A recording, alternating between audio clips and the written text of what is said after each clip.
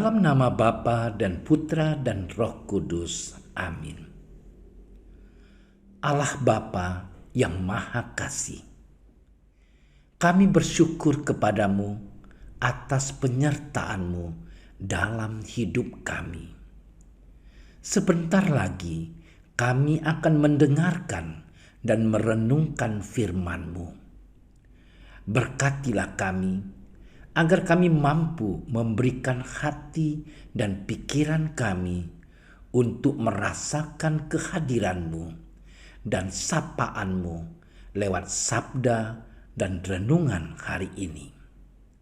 Dan semoga semuanya itu menjadi petunjuk bagi kehidupan kami dan menerangi kegelapan hati kami. Demi Kristus Tuhan kami. Amin.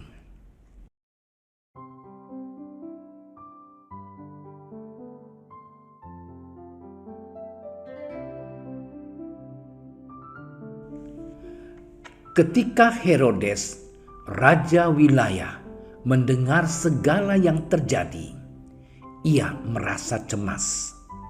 Sebab ada orang yang mengatakan bahwa Yohanes telah bangkit dari antara orang mati. Ada lagi yang mengatakan bahwa Elia telah muncul kembali. Dan ada pula yang mengatakan bahwa seorang dari nabi-nabi dahulu telah bangkit. Tetapi Herodes berkata, Yohanes telah kupenggal kepalanya. Siapakah gerangan dia ini yang kabarnya melakukan hal-hal demikian?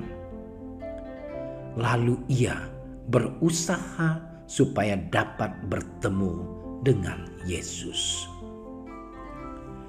Demikianlah Injil Tuhan. Saudara-saudari yang terkasih,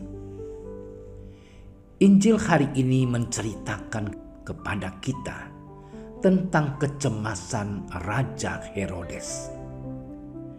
Ia mendengar cerita tentang kehebatan Yesus, tetapi ia sendiri tidak pernah bertemu dengan Dia.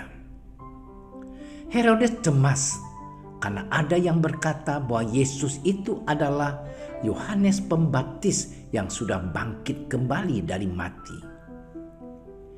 Ia cemas, jangan-jangan Yohanes datang membalas dendam dan membunuhnya. Kecemasan itu sesungguhnya datang dari dalam dirinya. Saudaraku yang terkasih, Herodes kebanjiran cerita dan berita. Andai ia hidup di era digital sekarang ini, pasti ia akan sibuk membaca media online dan media cetak, menonton televisi, mendengar radio, dan sibuk berinteraksi sana-sini lewat akun media sosial, Facebook, Twitter, Instagram, dan WhatsApp group. Luar biasa sibuknya Herodes karena Yesus menjadi topik pembicaraan di mana-mana. Cinta akan kedudukan, kekuasaan, dan popularitas mencemaskannya. Sebagai raja tidak boleh ada orang lain yang lebih kuat dan lebih populer darinya di wilayah kekuasaannya. Yohanes yang terkenal suci dan didengarkan banyak orang sudah dilenyapkannya. Apalagi Yohanes terang-terangan menegur kelakuannya yang buruk dan menyakiti perempuan yang diambilnya secara tidak sah dan bermartabat. Kecemasan dan kegelisahan Herodes terkadang menjadi milik kita. Ketika mendengar cerita, membaca di media, atau menyaksikan kesuksesan dan kehebatan orang lain, mungkin rasa iri tersembunyi dalam diri kita, seperti yang dirasakan Herodes. Tanpa sadar, dunia modern semakin memanjakan egoisme dan semangat cinta diri kita. Mari bercermin pada kecemasan Herodes yang cinta diri dan egois, serta belajar berkorban dari Yesus yang mencintai tanpa perhitungan untung rugi dan mengungkapkan kasih-Nya secara total sampai memberi seluruh hidupnya. Saudara-saudariku yang terkasih, bagaimana dengan kita? Pada akhirnya kebenaran yang disingkapkan pada kita adalah anugerah Tuhan semata. Kebenaran sejati ada di dalam Yesus.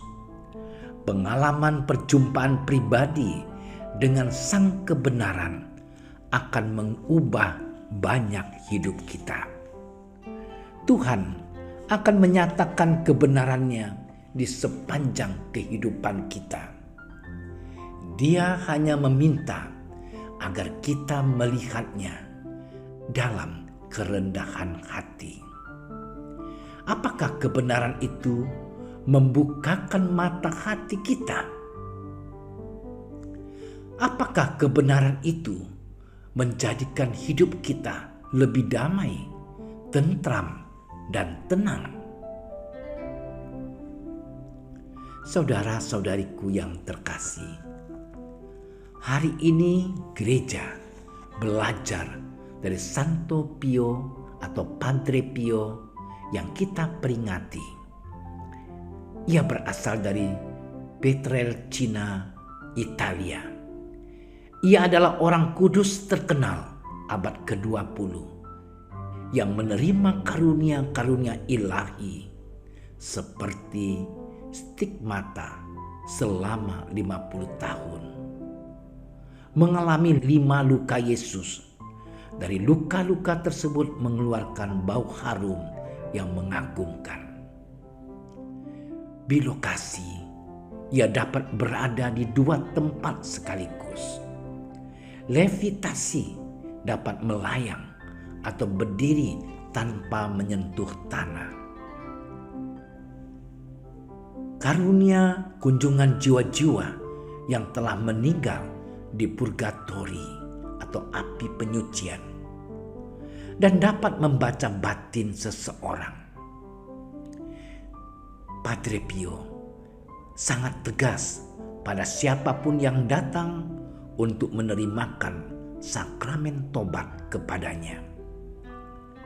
Ia ingin umat sungguh bertobat dari kedalaman hati dan mencari Yesus dengan ketulusan.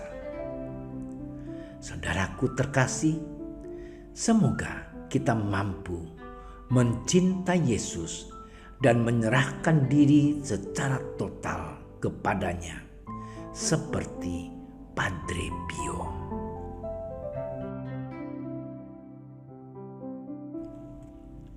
Tuhan Yesus, ajarilah kami untuk mengenal dan mengikuti Engkau dengan kesetiaan.